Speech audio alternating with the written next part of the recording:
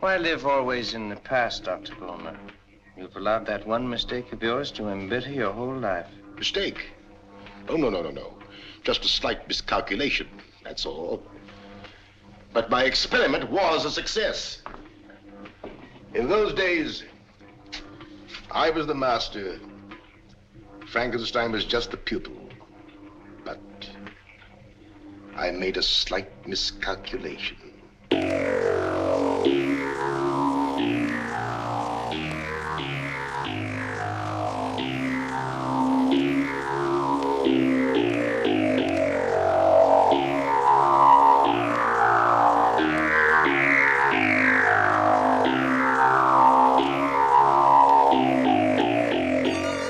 Good evening, guys and ghouls, and welcome back to Monster Craze Memoirs, a generational podcast about B-movies. I am your host, Ian Garcia.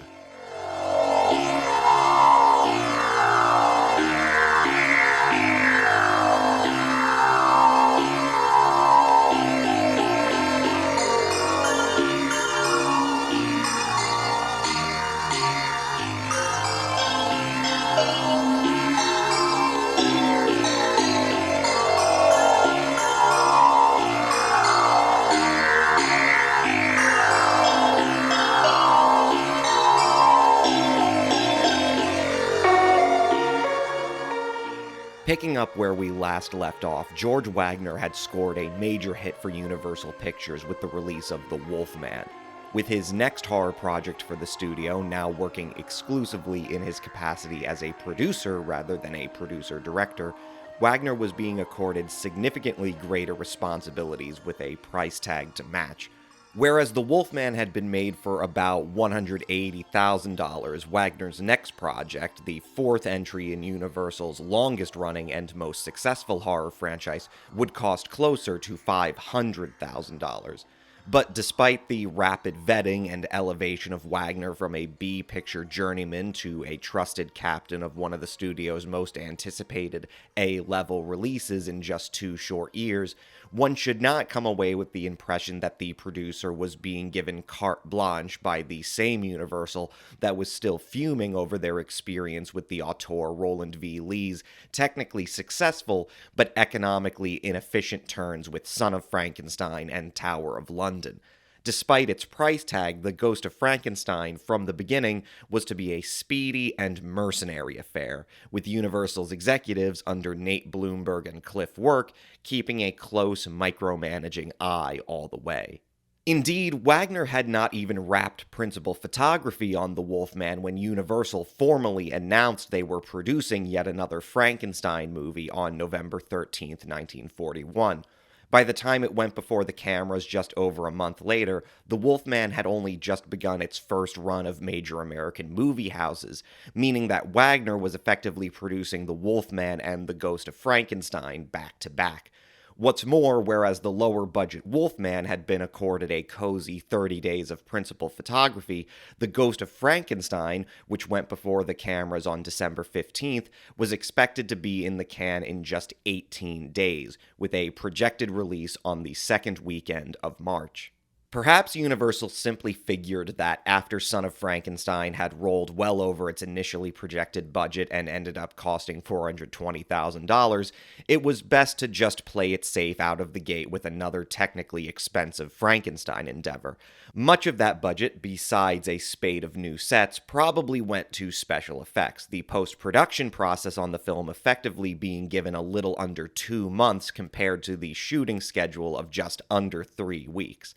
At the same time, however, while Universal likely hadn't spared any expense, it's difficult to see how all those dollars and cents made it onto the screen. It may have technically cost more than even Son of Frankenstein had, but The Ghost of Frankenstein is evidently no prestige affair. Coming in at under 70 minutes, the fourth Frankenstein movie still clearly signals the decline of A-level gothic horror productions and the ascendancy of mercenary B-monster movies. Indeed, one perceives the paradigm shift from its very opening minutes.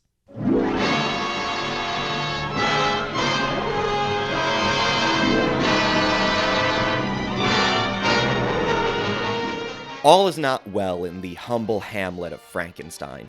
The crops are failing, travelers shun the quiet town, and for all of it, the villagers blame the lingering curse of the Frankenstein monster.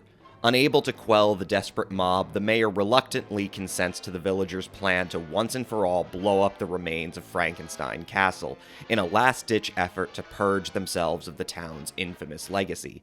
This plan proves to be less than opportune, however, when the explosion ends up freeing the still-living Frankenstein monster, here played by Lon Chaney Jr., from the hardened sulfur in which he was entombed at the end of Son of Frankenstein.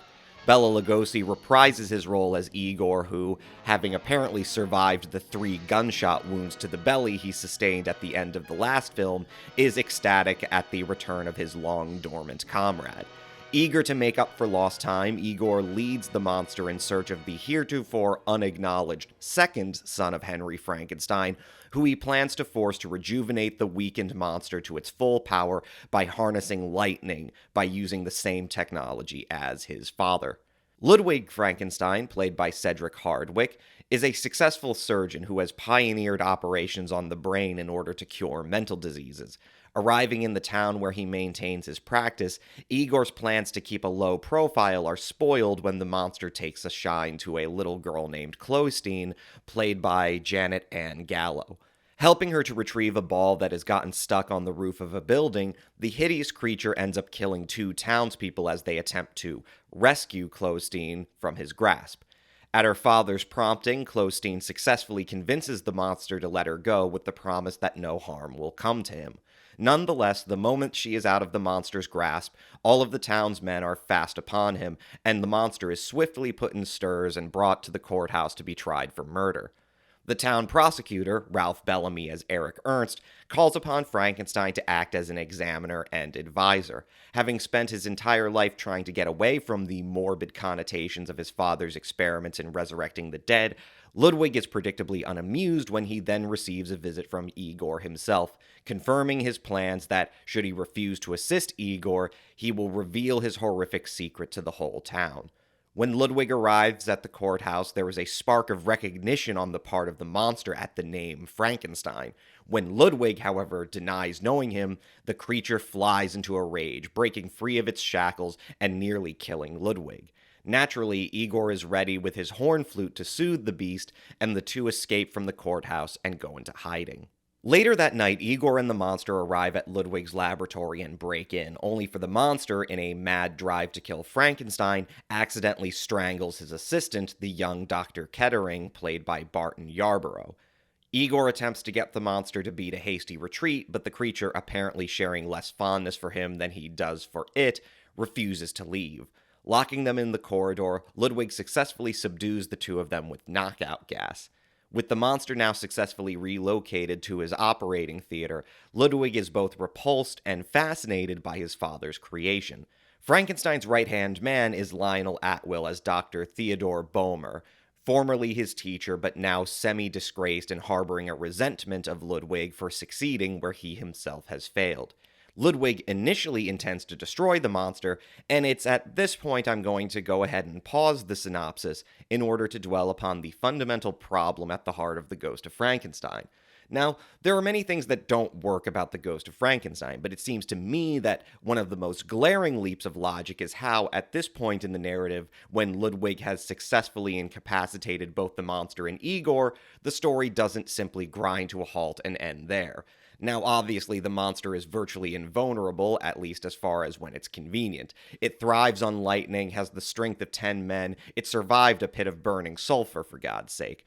But at the same time, it can not only be subdued with gas, which seems to suggest it could also be poisoned somehow, but also when it wakes up on the operating table, a standard syringe is all that's necessary to deliver an incapacitating dose of tranquilizer.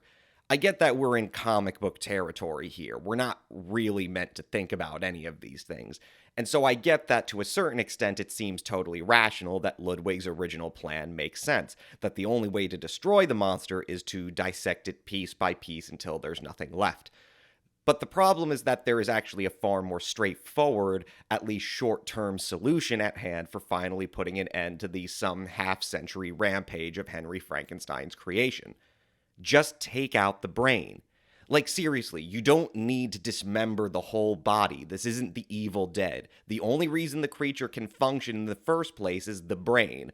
And since so much of the latter half of the Ghost of Frankenstein is going to be dreadfully concerned with what type and whose brain the monster is going to get, it seems to me a pretty gobsmacking situation that no one has considered just taking out the brain and leaving out the brain. Like, seriously, this was me during the entire scene between Ludwig and Boehmer a little over half an hour into the picture. Dr. Boehmer, I need your aid. This monster must be destroyed. Destroyed? But how? He's not subject to the ordinary laws of life.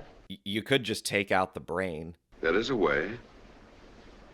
It was made limb by limb, organ by organ. Right, but the thing that makes it go is the brain, so just take out the brain. It must be unmade in the same way. He was made with a brain. Take out the brain. Dissection? Bit by bit, piece by piece, just as my father created it. Your father created it with a brain. Just take out the brain. But this thing lives. It would be murder.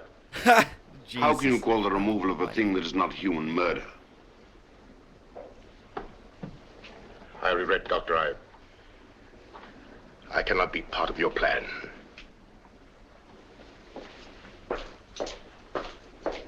And I must do it alone.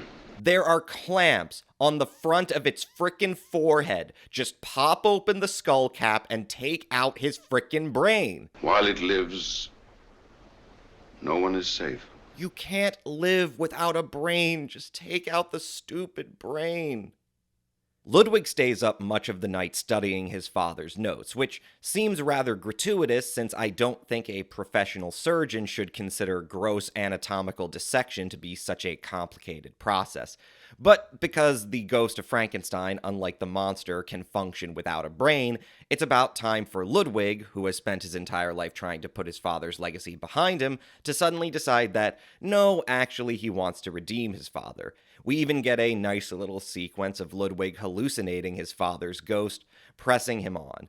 Obviously, Colin Clive died in the summer of 1937, so Henry Frankenstein is here portrayed in dream ghost form by Cedric Hardwicke himself as an out-of-focus superimposition. Anyway, Ludwig hits upon the idea to redeem his father by taking Dr. Kettering's brain and putting it in the monster. After all, as Wolf had convinced himself in the previous film, the experiment only failed because Frankenstein's dumb assistant got the wrong brain. So if Ludwig can successfully transplant the brain of a moral and civilized doctor in the previous brain's stead, well, that would prove something. Having previously made some clear reservations over killing the monster, Boehmer now apparently has no problem in taking out the monster's brain and putting a new brain inside of it, which would ostensibly result in the death of one person in exchange for giving new life to another. I swear to God, man, there is some real strange disconnection going on in the writing of this movie between the concept of being alive and the concept of having a brain. Ever conniving, Igor is then able to play upon Boehmer's envy of his former pupil, convincing him to substitute his, that is, Igor's brain into the monster, rather than Kettering. Igor even apparently has some plans for combining his wits with the monster's brawn to try to take over the country.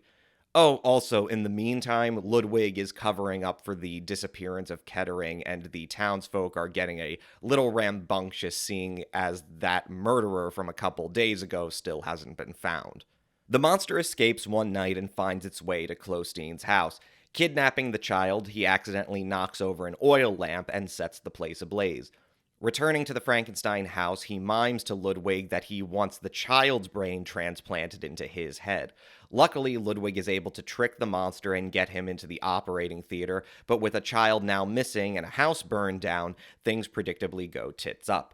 Every schmuck in the village comes to the logical conclusion that the Frankenstein sanitarium is probably giving asylum to the madman, so they go there with their torches and pitchforks and are ready to ransack the whole place.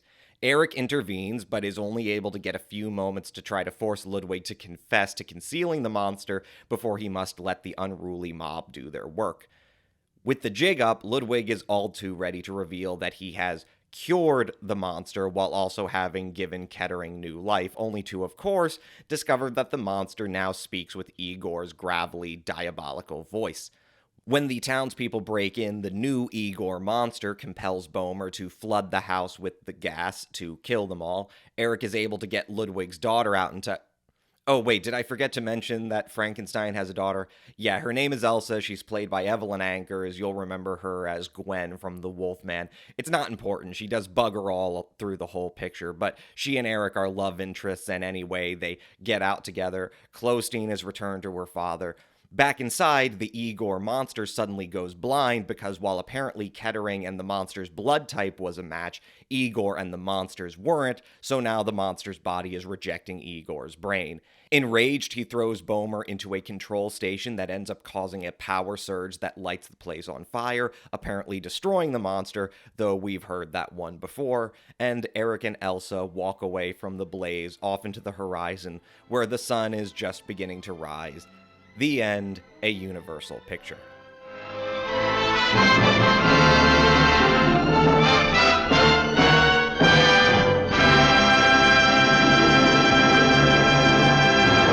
The original screenplay for The Ghost of Frankenstein was written by Eric Taylor, who had previously co-written the ill-fated Black Friday with Kurt Siodmak.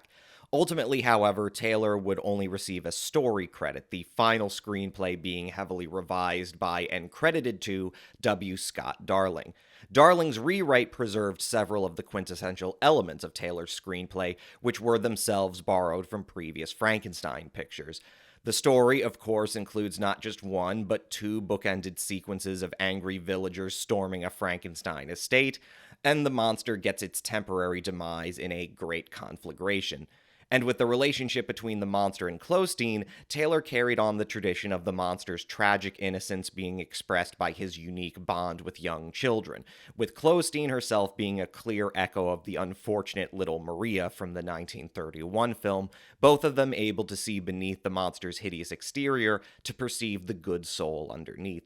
Though it doesn't really go anywhere, even the monster's attempt to get Ludwig to transplant Clostein's brain into his body appears to be an echo of an unused concept from Willis Cooper's original draft for Son of Frankenstein, in which the monster kidnaps Wolf's son in order to make him his own undead companion. But Taylor's draft was also steeped in the gothic tradition of the 30s films, a direction which just didn't jibe with the Blumberg and Cliff regime's adamance in approaching horror movies as simple, action-oriented monster flicks rather than ponderous, philosophical parables of monstrosity.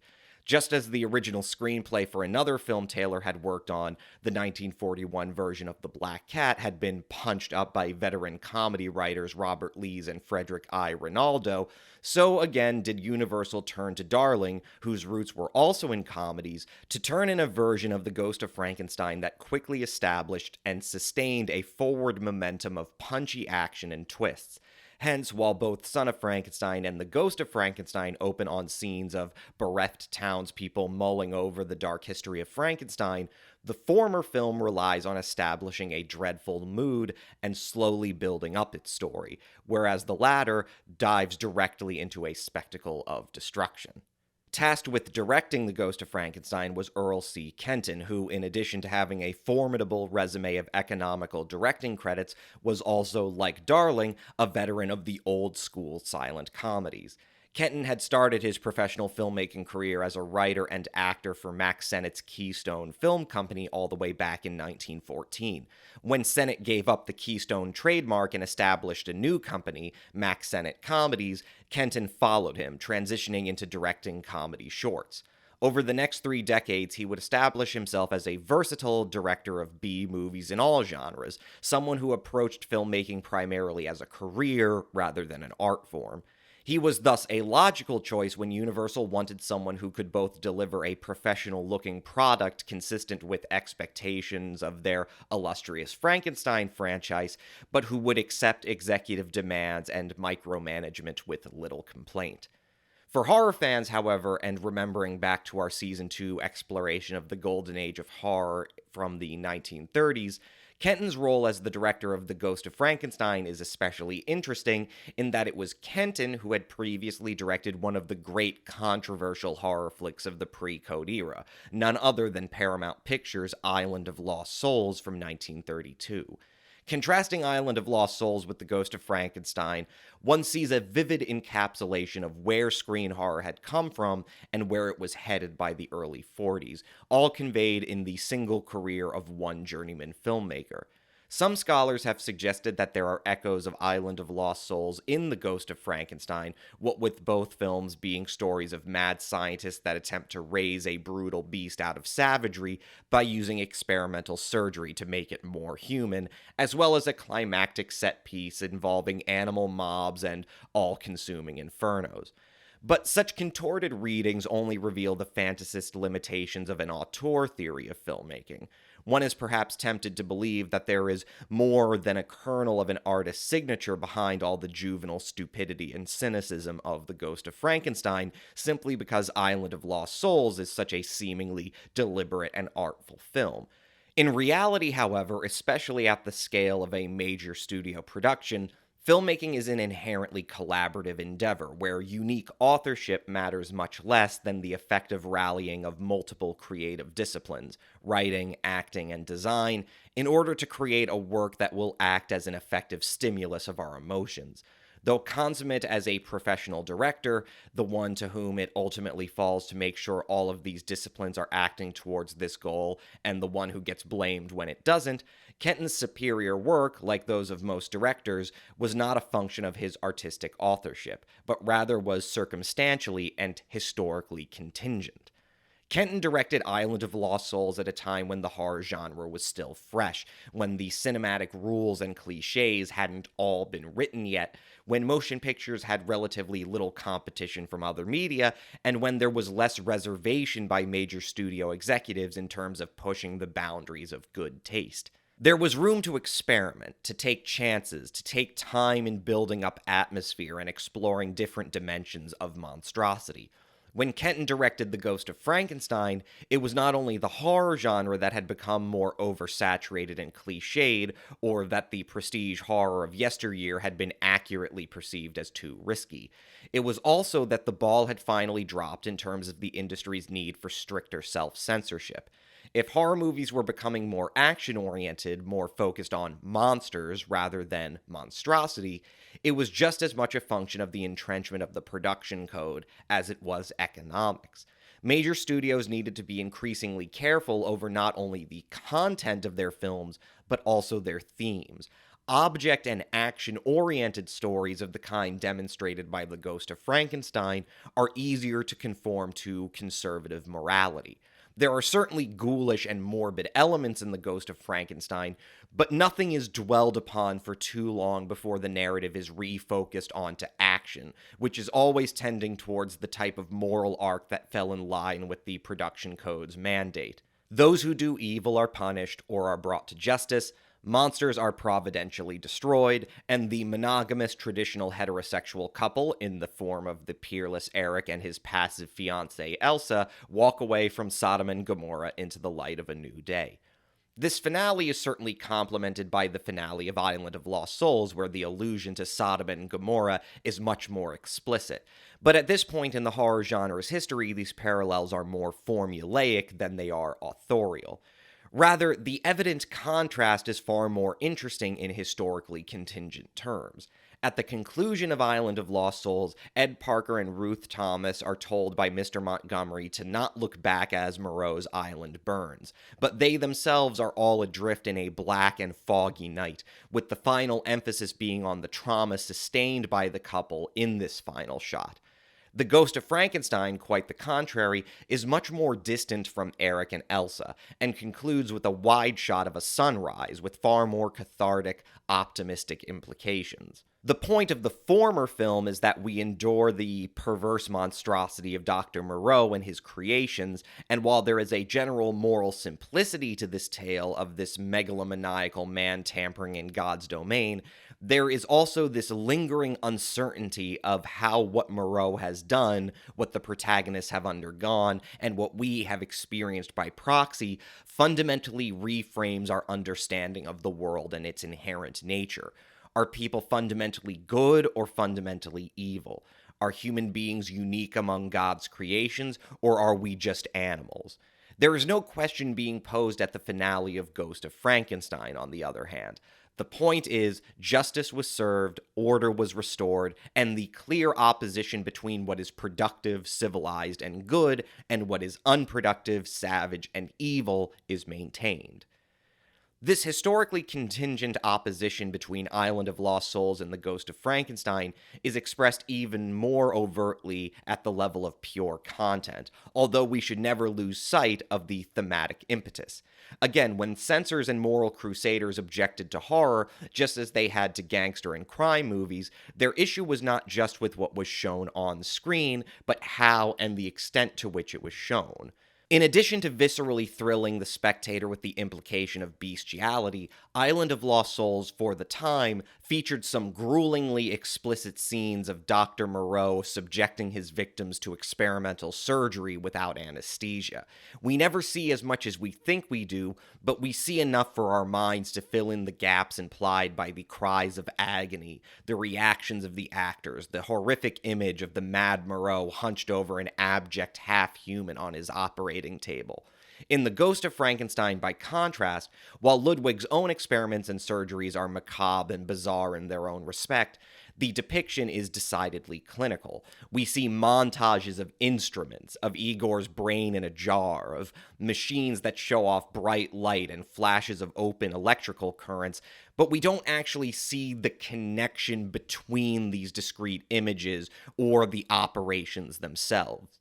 Indeed, the censorship is so extreme that at one point, when Ludwig has to pacify the monster with some tranquilizer, we are only shown him grabbing a syringe, a reaction shot of Boehmer, and then a wide shot of Ludwig and the successfully pacified monster.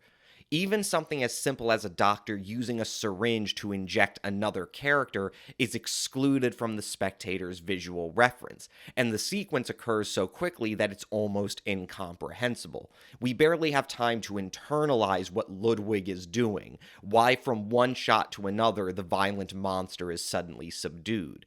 We see action, but we don't linger on the themes of the visceral, on the abjection of the body being acted upon and invaded, or of the implications of violence. It's easy to imagine Universal submitting Darling's final draft to the Production Code Authority, and, among other notes, the producers being told that they under no circumstances could show a syringe being plunged into the base of the monster's skull. What colors the entirety of The Ghost of Frankenstein is not an attempt to elicit a sense of dread or horror from the spectator, but rather to deploy action and the spectacle in the narrowest and most juvenile fashion, a reflection of the producer's awareness that their bread and butter was increasingly a younger audience. One of the most telling scenes in the film comes fairly early, when Igor has led the monster out of the village of Frankenstein into the countryside. With no other establishment, we find ourselves in a wide shot on a stormy night, with the monster stumbling out of a cave while Igor attempts to get him back inside. Standing out in the open air, we realize that the monster is attempting to conduct lightning into the bolts in his neck in order to restore his strength. As this happens, what one is immediately struck by is the musical accompaniment, the original score for the film being provided by Hans J. Salter. Rather than striking for the ominous or the weird, Salter's compositions instead emphasize power, to such a degree that it almost becomes triumphalist. Frankly speaking, when one witnesses the monster newly recharged by the lightning, with Salter's scoring, one might as well be watching a Fleischer Studios Superman cartoon.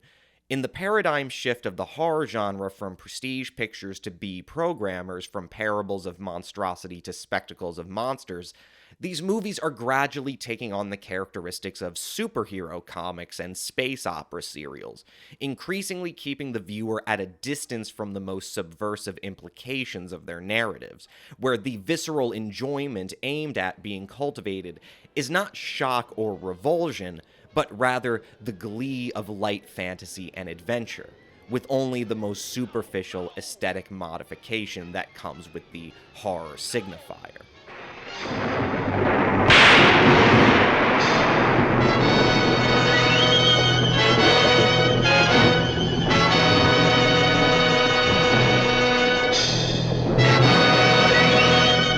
The lightning.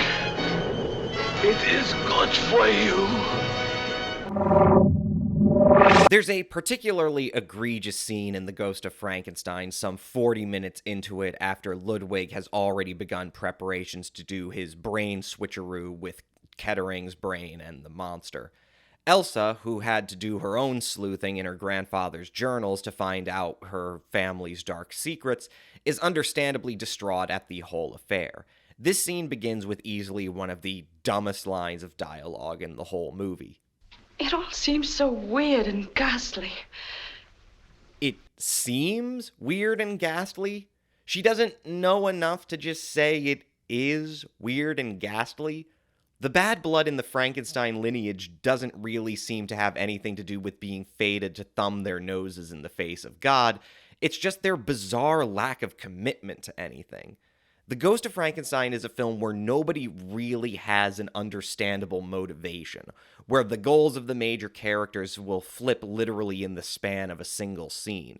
And because Elsa is an archetypal passive daughter in a fantasy story, that puts Evelyn Ankers once again in the unenviable position of portraying an insipid waif whose lack of definition centralizes all the inherent problems of the film she's acting in. There were always, of course, examples of the archetypal passive woman and damsel in the horror film. Hell, the entire genre is practically predicated on the vicarious thrill we receive by witnessing screaming women fall into the clutches of looming beasts and demons, with the erotic element never buried too deep in the subtext, if it's buried at all.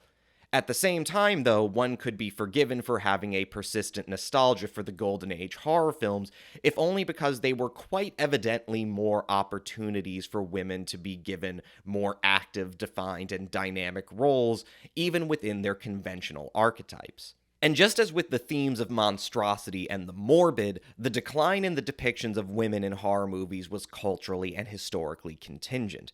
Filmmakers didn't just suddenly forget that women could have brains and personalities in the 1940s.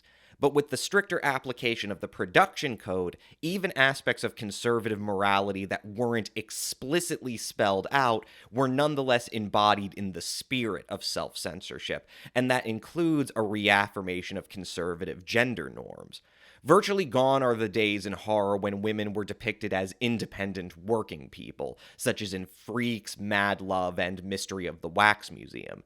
Especially in the case of the latter Warner Brothers film, the spry, smart-mouthed, sexually liberated woman of the hard-scrabble Depression era would be all but whitewashed from major studio films even as working women were about to enter a new period of greater involvement in social and industrial life as able-bodied men were drafted into the war effort.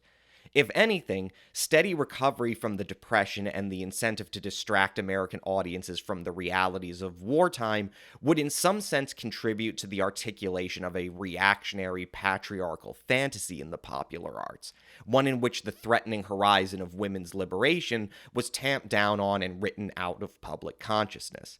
In the case of the horror movie, it also meant you were less likely to see characters like the one Valerie Hobson portrayed in Werewolf of London, who did not simply stand by meekly deferring to their self-obsessed husbands.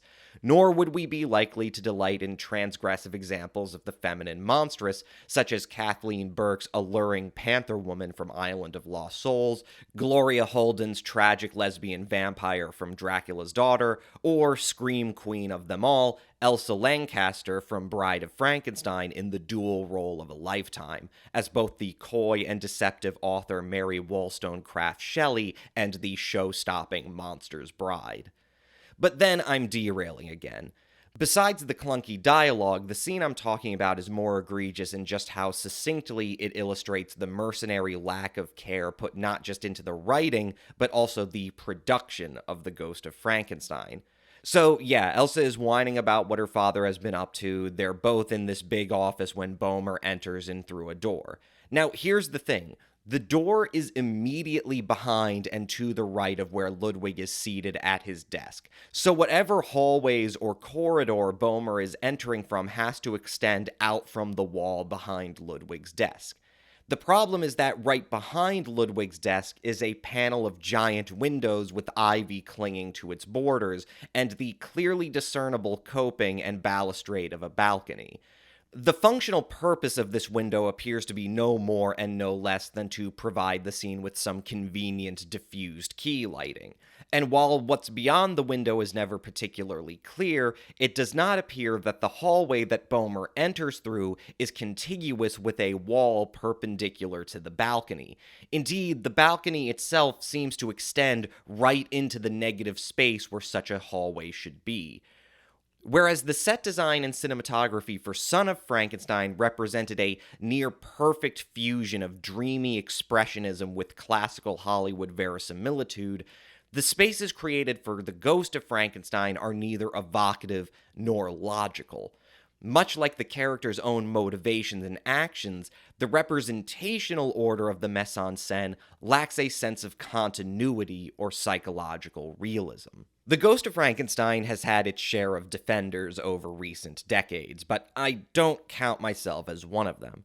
There are certainly interesting aspects of the film, but they rely on a horror fan's awareness of the behind-the-scenes minutiae and uncritical obsession with the superficial content of the Frankenstein franchise to be rendered in a praiseworthy light. Broadly speaking, however, everyone admits that the film is no more and no less than a speedy, punchy, mercenary cash grab. Much like the acting of Lon Chaney Jr., mere technical competence is treated as an acceptable floor to merit recognition, and it's difficult for me to justify the praise of mere visceral efficiency when its execution is, indeed, often even less than competent. There's certainly an ingeniousness to be identified in Universal's fine-tuning of the filmmaking process. With The Ghost of Frankenstein, they had effectively shot an A-budget picture like it was just another B-programmer, and the result, like The Wolfman before it, is a strange mixture of inherited prestige and a crowning ethos that emphasize just getting the product out the door and into the Main Street theaters for the kiddies as fast as possible. But as far as that goes, it also means that we begin to appreciate these films less as works with the potential for transcendent artistic expression, and more as Frankenstein monsters unto themselves, shambling junk heaps that ever progressively belie the stunningly low opinion that their producers have of their audiences. Probably the most interesting thing about The Ghost of Frankenstein is indeed, from a horror fan's perspective, how it deals with the ongoing journey begun by Henry Frankenstein's monster nearly a decade ago in real-world time, and God knows how long in movie fantasy time. In portraying the monster, it's perhaps already unfair to suggest that Lon Chaney Jr. has some big shoes to fill in replacing Boris Karloff.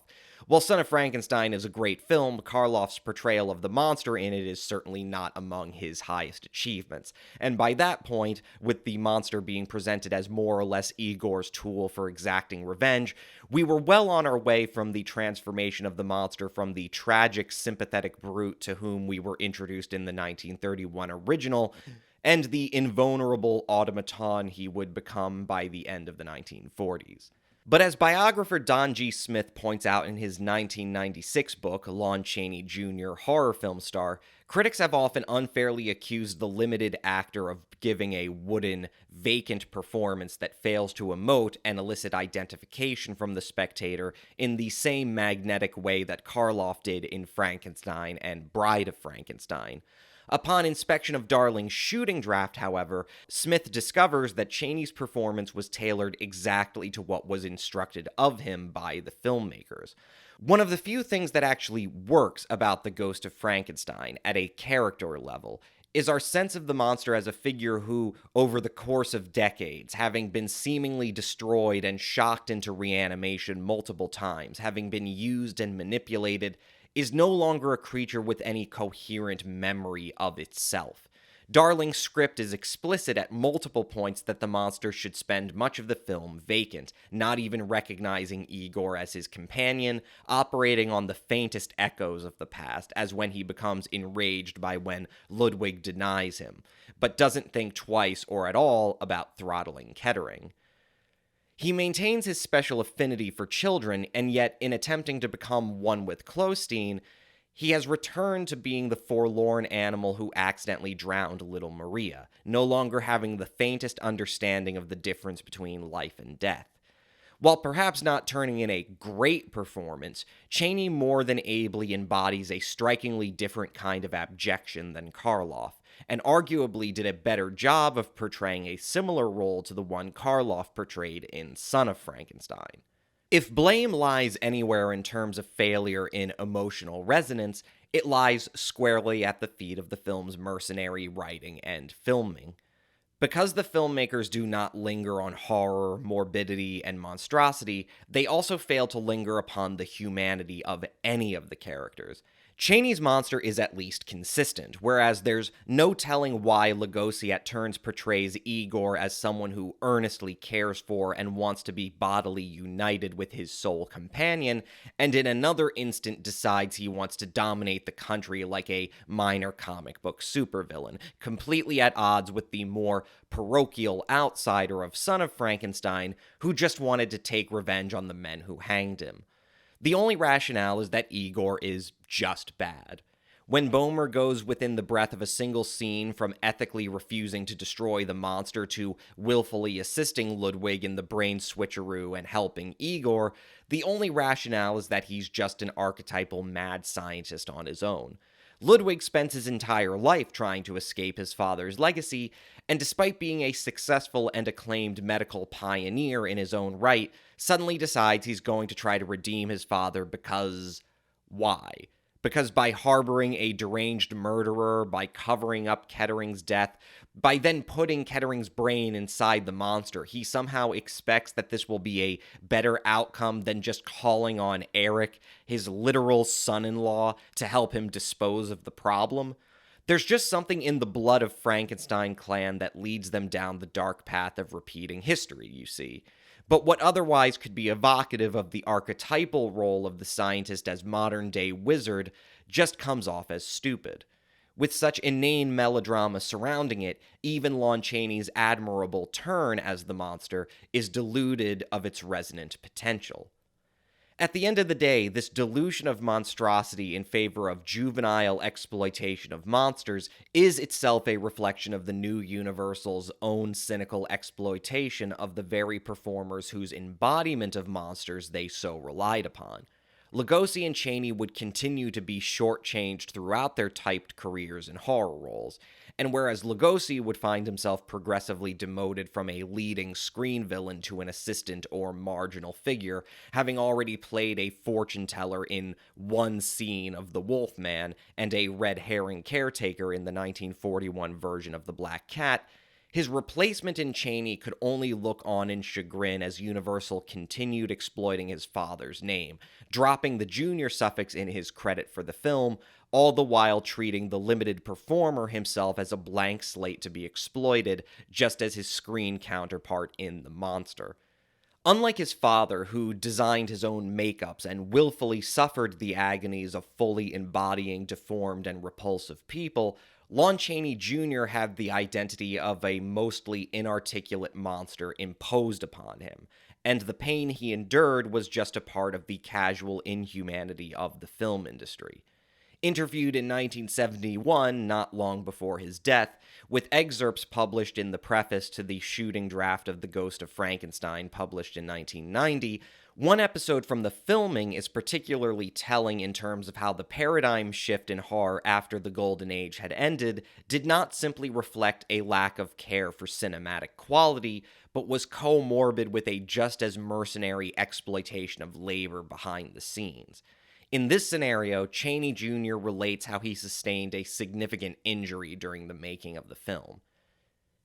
It was tough enough with the ghost of Dad floating around Universal, but when I had to take over the part of the Frankenstein monster from Boris Karloff, the pressure was on. They didn't have the plastic makeup like they do today, and it used to take hours before Jack Pierce had me ready to shoot a scene. It was almost as bad as the Wolfman. Sitting in that chair while they glued on seaweed or whatever, it was probably the worst time I ever had. It smelled, which probably helped the character. But at least I had most of that picture finished without makeup. For Ghost of Frankenstein, I had to be in makeup for the total shoot. In the beginning, they even had me covered in mud and plaster to simulate dried sulfur when Bela Lugosi found me under the castle. If that wasn't rotten enough, I must have been allergic to the monster's headpiece or the glue because I broke out in a rash under that gray-green grease paint and I started to itch, all down my back and around my forehead and scalp. The makeup men refused to take off the headpiece without Pierce's permission, and no one else would help, so I tried to take it off myself, and part of my forehead came off with it. Chaney had to spend a week in recovery in the hospital from that incident. Medically speaking, this next episode, quoted in Dennis Guilford's A Pictorial History of Horror Movies published in 1973, is less severe, but it nonetheless gets to the heart of how little appreciation was going into making horror films during the war years, and how the burden of that lack of care was inevitably endured the most by precisely those individuals who desperately relied on the horror cycle to keep their careers afloat. They cast me as the Frankenstein monster.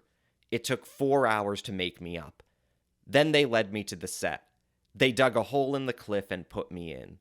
They stuck a straw in my mouth and covered me up with cement. It took till 12 o'clock to get me sealed in. Then everyone went to lunch.